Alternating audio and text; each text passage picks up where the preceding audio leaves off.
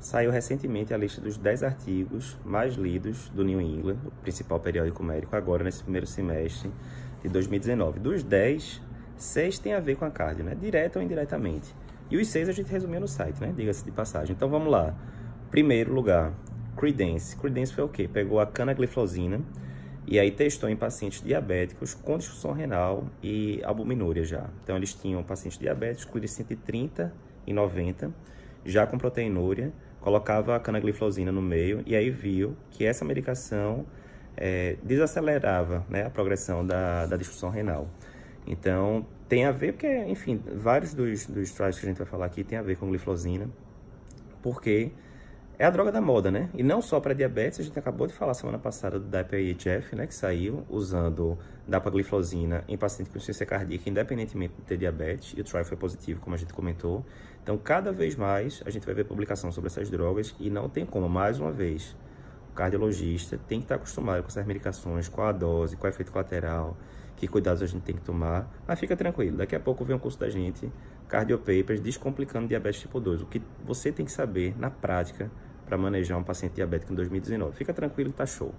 Segundo trial, Augustus, liderado pelo brasileiro do Dr. Renato Lopes, inclusive foi ele que me mandou esse ranking dos 10 artigos. Então, Augustus a gente resumiu no congresso do American College, começo do ano, em março.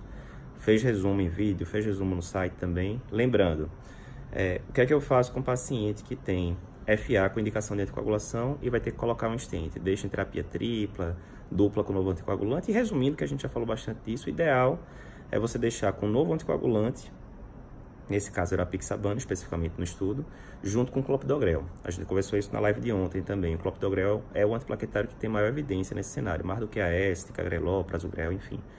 Então, o trial importante, já foi incorporado pelas diretrizes de coronariopatia crônica que saíram agora 10 dias atrás no Congresso Europeu. E no resumo da ópera é isso: você pega um paciente nesse cenário, a tendência é você usar terapia tripla, AES, clopidogrel e um novo anticoagulante durante o período de internação hospitalar.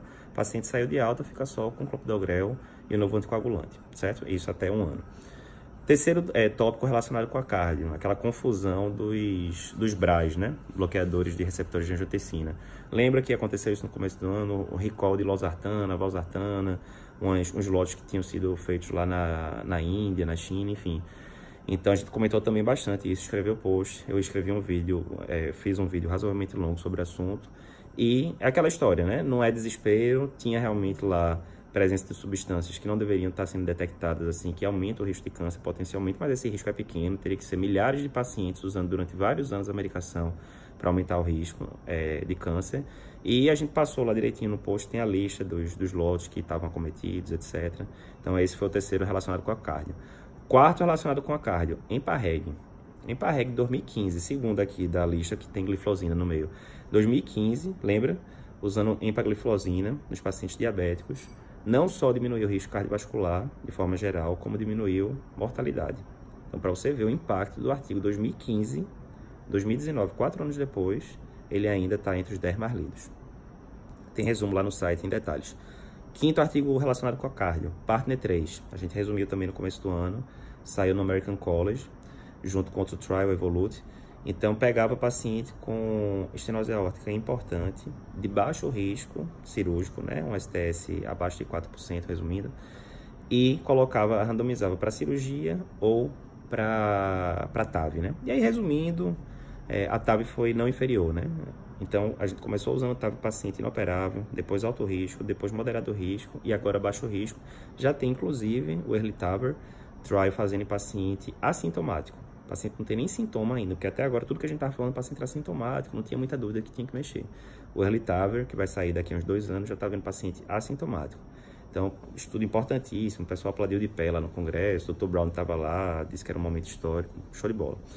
E o último, que eu acho menos relevante, sinceramente, mas é o da cardioversão elétrica na FA. A gente botou isso no site também. Resumindo, era um estudo que pegava FA aguda, e aí dividia, holandês, se eu não me engano, dividia em 2 grupos. Um cardiovertia de cara na emergência logo, e no outro grupo só falava, ó, vamos controlar aqui a frequência, o senhor ou a senhora volta amanhã, antes de completar 48 horas da FA, porque passou de 48 horas aí não daria para cardioverter mais.